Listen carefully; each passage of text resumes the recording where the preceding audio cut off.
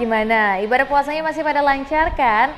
Senang banget nih hari ini Natasha bisa kembali hadir menemani kalian semua dalam program Highlights BRI Super League.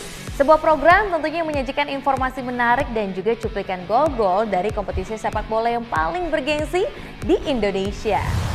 Persaingan di papan atas BRI Super League hingga pekan ke-24 masih berjalan ketat nih Sobat Liga.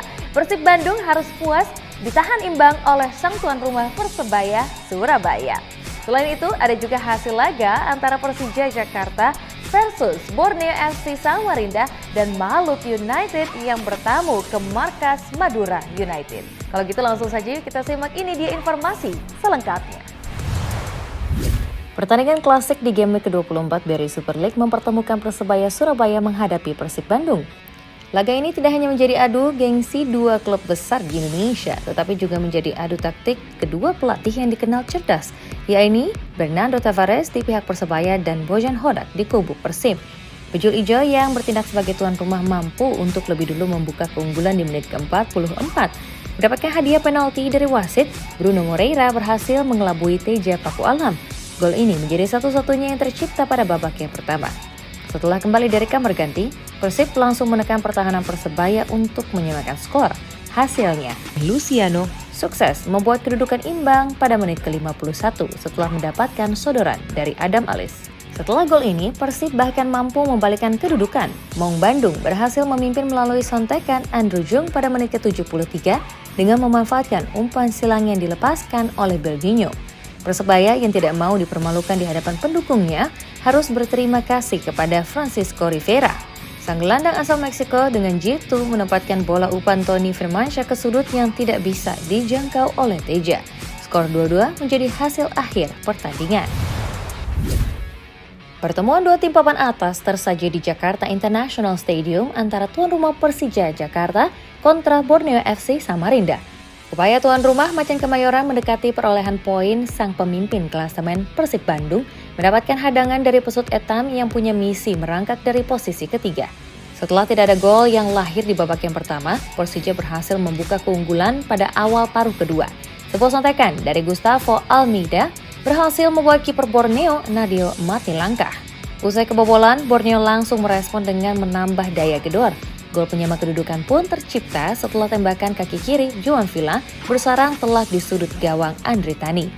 Gol pada menit ke-62 itu mengubah skor menjadi 1-1.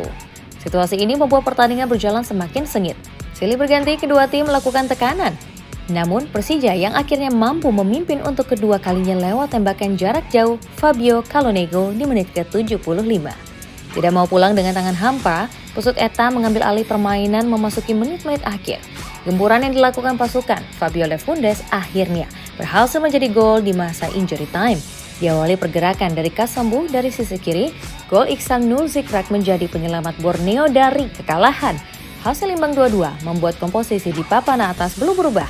Borneo masih mengintip di posisi ketiga tertinggal satu angka dari Persija di tangga kedua.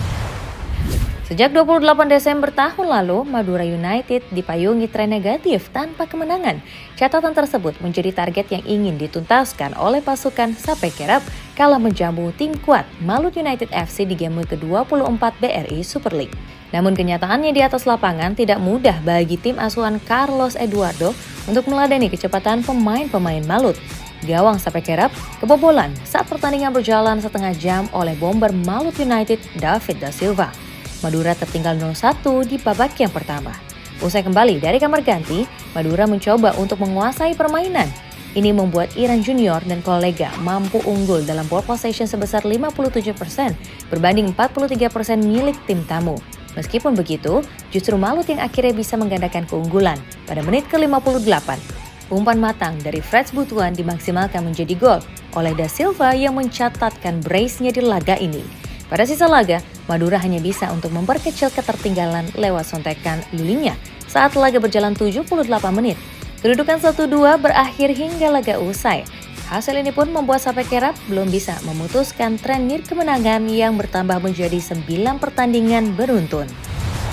Gimana Sobat Liga? Seru banget kan cuplikan pertandingannya? Nah, di segmen kedua ini Natasha juga masih menyimpan beberapa pertandingan menarik lainnya. Ada Arema FC yang menjamu Bali United FC.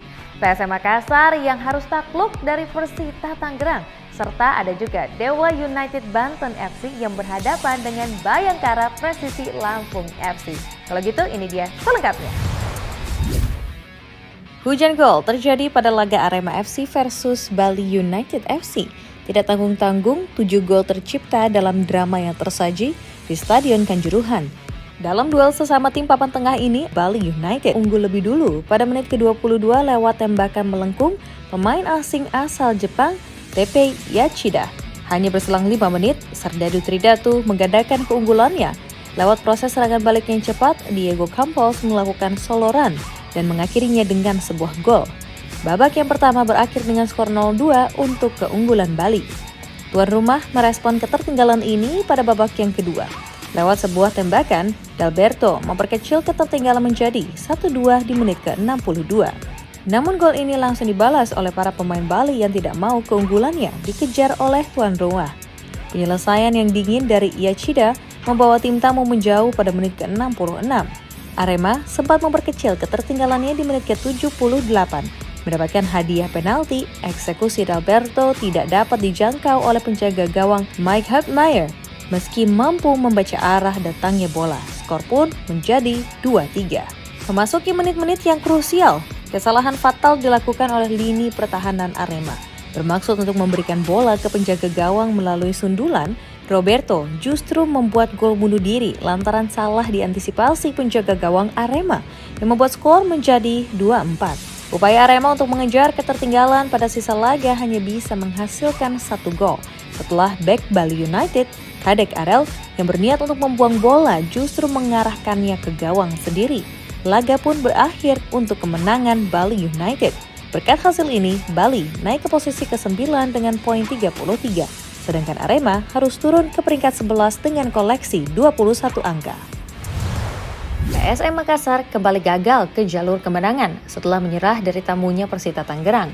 Padahal tim Juku Eja memulai laga dengan baik. Armada asuhan Thomas Tuchel ini sempat membuat publik Gelora B.J. Habibie bersorak setelah unggul di menit ke-8. Gol dicetak melalui titik putih oleh sang kapten, Yuran Fernandes. PSM bahkan mampu untuk menggandakan skor saat laga memasuki menit ke-26. Sundulan dari Aloisio Neto yang memaksimalkan sepak pojok Daisuke Sakai membuat skor menjadi 2-0. Akan tetapi, keunggulan ini justru membuat tim tamu lengah. Pelanggaran dilakukan oleh pemain PSM di kotak terlarang yang memaksa wasit Ervan Effendi menunjuk titik putih. Andrejic Alexa tidak membuang peluang untuk mengubah skor menjadi 1-2 di menit ke-36.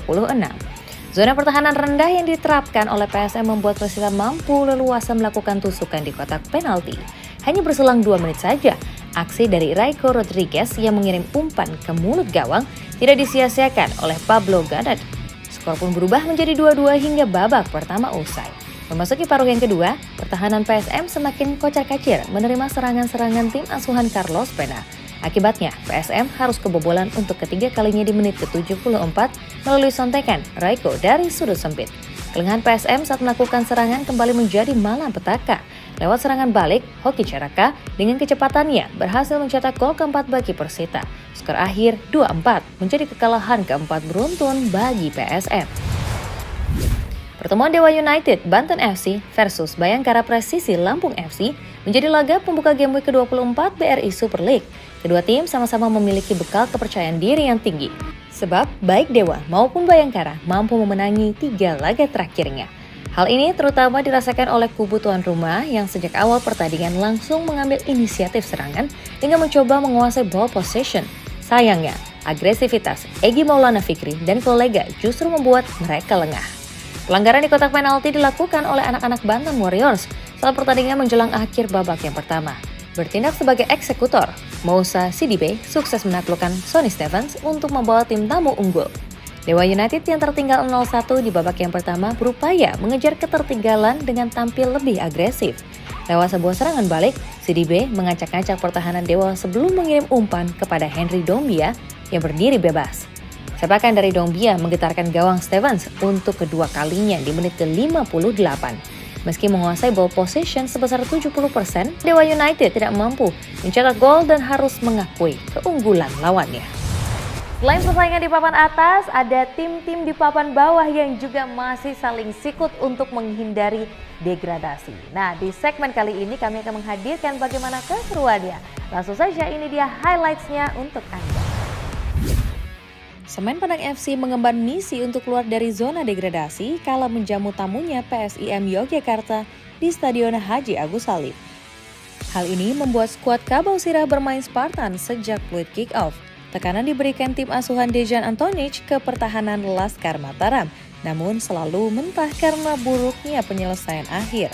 Pada menit ke-38, tuan rumah mendapatkan keuntungan setelah gelandang PSIM, Fareza Sudin, mendapatkan kartu merah. Keunggulan jumlah pemain membuat Kabau Sirah semakin leluasa menguasai permainan dengan ball possession sebesar 63%. Selain itu, Semen Padang juga mampu menciptakan 22 tembakan sepanjang pertandingan, berbanding 11 yang dibuat oleh tim tamu. Akan tetapi, hingga laga berakhir, Semen Padang gagal untuk memanfaatkan keunggulan tersebut menjadi gol. Skor imbang tanpa gol menjadi hasil final pertandingan ini. Tambahan satu angka membuat Semen Padang masih terpuruk di peringkat terbawah klasemen sementara pada game week ke-24.